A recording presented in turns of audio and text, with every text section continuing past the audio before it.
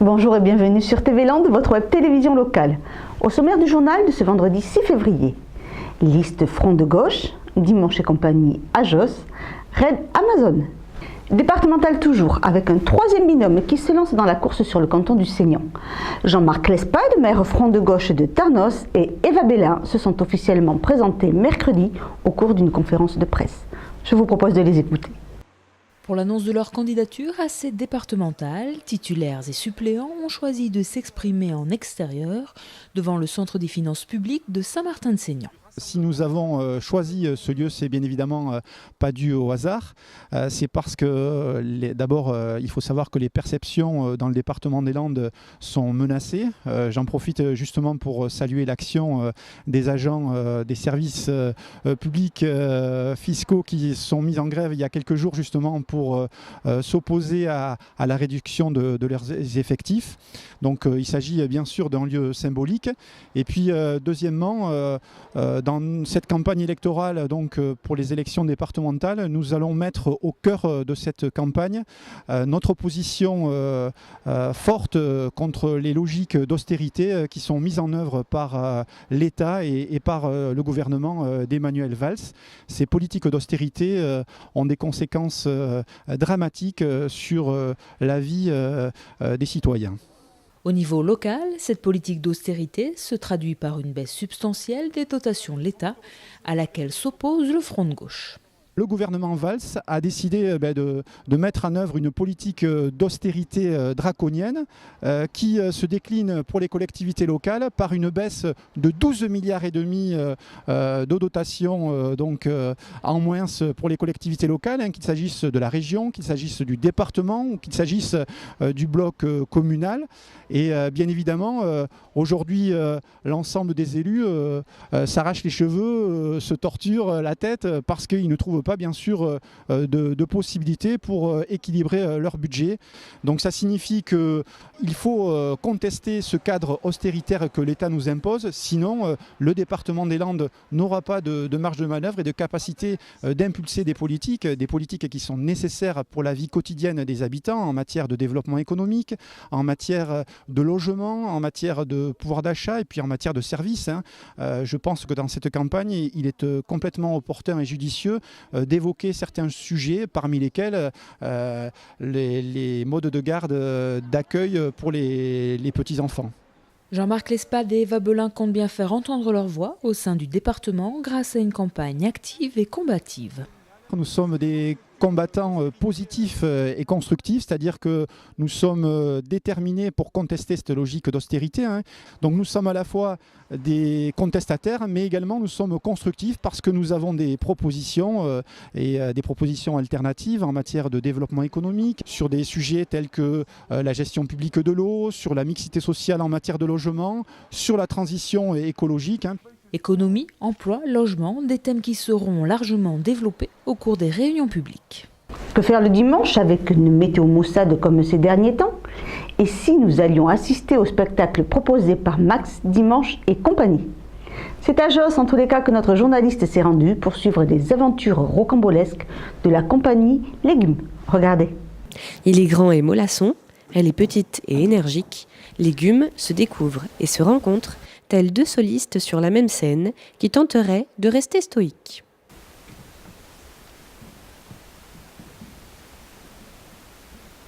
Il y a pas mal de spectacles où les gens cherchent à produire beaucoup.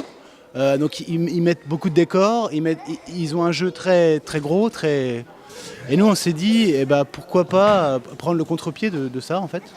Et justement de revenir à une espèce de base.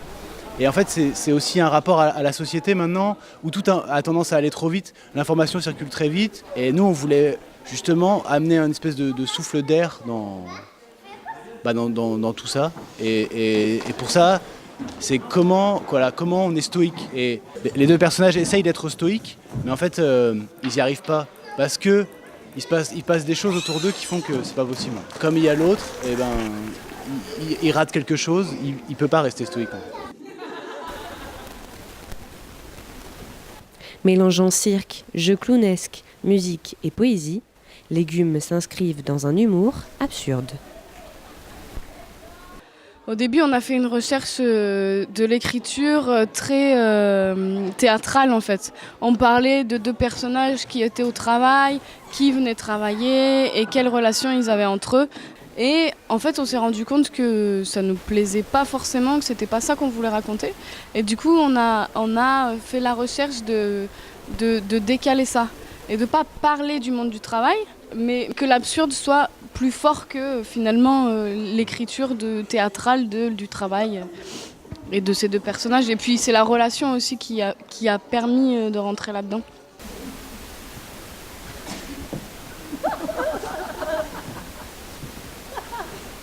Et cela fonctionne chez les petits et chez les grands. On a joué dans des écoles maternelles. Et c'est bon, il faut aller faire 30 minutes parce que 50 minutes ça va pas. Mais ça a marché très bien et pas aux mêmes endroits. C'est vraiment les adultes n'ont pas les mêmes réactions que les enfants sur des choses différentes. C'est très intéressant à voir. C'est quand elle a chanté, la dame. C'était très marrant. Aussi, à un moment, c'était drôle. Ils essayaient de faire comme les chaises. Quand ils s'étaient changé les habits et qu'ils n'arrivaient pas à faire le rôle de l'autre. C'était marrant. Vous l'aurez compris, avec Légumes, impossible de rester stoïque. Participez à la 14e édition du Raid Amazon à Bali à l'automne prochain. Premier et unique raid d'aventure multisport non motorisé et exclusivement féminin. C'est le défi que souhaitent relever 2 amies, Virginie et Célia. Nous les avons rencontrées en pleine préparation. Après le travail, rendez-vous à la salle de sport. Au programme, garderie pour les enfants, entraînement pour les mamans qui se préparent au Raid Amazon, une aventure sportive et humaine dans laquelle Virginie a entraîné Célia.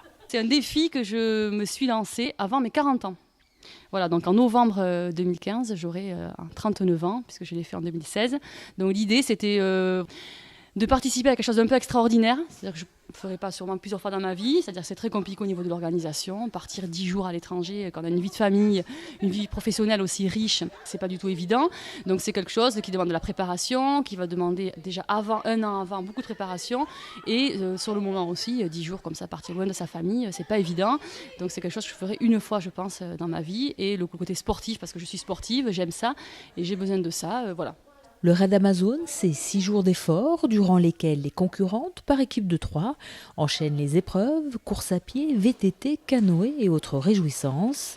Virginie et Célia, qui seront accompagnées d'une 3e coéquipière, se préparent activement pour cette aventure avec un programme d'entraînement spécifique. On travaille avec Sébastien Camin qui est notre coach officiel et donc effectivement là début janvier le fameux entraînement qu'on a fait au stade c'était l'occasion de mesurer nos fréquences cardiaques maximales, la VMA, voilà, pour pouvoir ensuite faire un programme vraiment à notre mesure quoi, voilà. On a commencé là en janvier, c'est-à-dire 2 courses par semaine à 80% de la VMA. Ensuite, 3 entraînements de VTT par semaine aussi. Après, on fait de l'entraînement aussi en salle. Voilà, tout est planifié. Avec tous les mois, une grosse épreuve, on appelle ça nous comme ça, ou type raid, où en fait on fait 4-5 heures de sport dans la journée, où on fait course, trail, VTT et canoë. Les filles se donnent tous les moyens pour réussir avec un objectif clairement affiché. Alors, je vais faire plaisir à notre coach Sébastien. C'est un podium. On est des winners. Un podium. On le dit maintenant, ça serait un podium. En tout cas, on va se battre pour. Ça dépend du niveau aussi, je pense, chaque année. Je pense qu'il y a des femmes qui sont très, très, très sportives qui font que ça. Mais on va, oui, quand même en tête du classement. Il y a 80 équipes. Donc, dans les 10 premières sûres, j'espère. En tout cas, on va aller au bout de nous-mêmes, ça c'est sûr. Prête à se dépasser, à ne rien lâcher, pour Virginie et Célia, concilier vie professionnelle, vie de famille et préparation physique est déjà une aventure quotidienne. Et même si mari et enfant jouent le jeu pour que les 2 aventurières puissent réaliser leur défi, au final, la plus grosse difficulté, c'est peut-être de trouver des sponsors pour boucler le budget. L'inscription, c'est 14 500 pour les 3.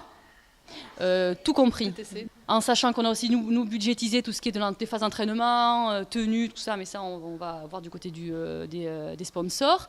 Et là pour le moment on a 2 gros sponsors. Le premier c'est Monsieur Lenormand du Leclerc de Souston, que je cite volontairement puisque vraiment c'est le premier qui a cru en nous et ça n'a pas été facile d'avoir un rendez-vous et ça a très bien accroché et on le remercie parce que c'est le premier vraiment qui a pu croire en nous. Et ensuite le second c'est Monsieur Graveau du Leclerc de Saint-Paul, les Dax. Là aussi c'était pas du tout gagné. Et pareil, on a eu la rencontre. Le plus dur, c'est d'avoir les rencontres en fait. Quand on rencontre d'ailleurs les chefs d'entreprise, on leur dit voilà, que nous, on prend tout ce qu'ils peuvent nous donner, que ce soit matériel, que ce soit relationnel, que ce soit directement financier. Voilà, on a vraiment on prend toute aide qui nous est proposée. Pour soutenir Célia et Virginie en leur apportant une aide financière ou matérielle, ou tout simplement en leur postant un message d'encouragement, contactez-les via leur page Facebook. Prochaine étape pour les filles, le Trail de Beaume au mois de mars. Et dans quelques jours, la soirée plongée à Saint-Paul en cas d'épreuve surprise. Voilà, cette édition est maintenant terminée. Je vous donne rendez-vous lundi 9 février pour un prochain journal de TV Land, votre web télévision locale. Je vous souhaite en attendant de passer un excellent week-end.